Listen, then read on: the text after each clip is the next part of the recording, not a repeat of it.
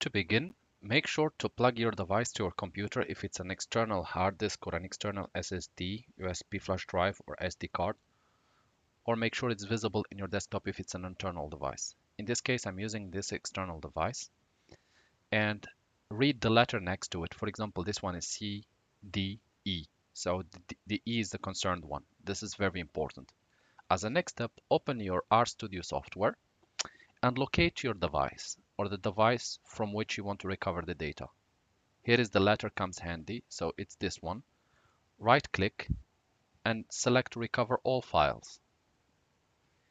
Here it should show you this menu, so you can click OK, or whatever you can change the output folder to be on another location. So for me, I'm going to select data and I'm going to select temporary. Select folder and click OK.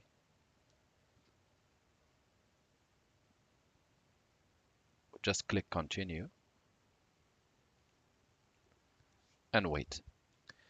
Usually this operation may take between 5 to 10 to 15, 20 minutes based on how big is your disk and how big is the lost data.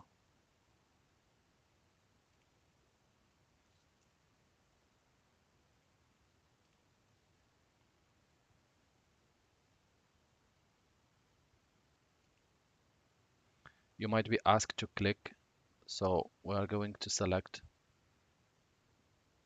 overwrite older and we will wait. In the bottom, we will have the status of the data. So whatever has been recovered, it should show here. And for some, it might show failed. So now we are going to go and check on our disk if the recovery was successful. So here are the files which I have lost earlier, and they have been all recovered accordingly. Thank you guys for watching, and talk to you soon in a new video tutorial.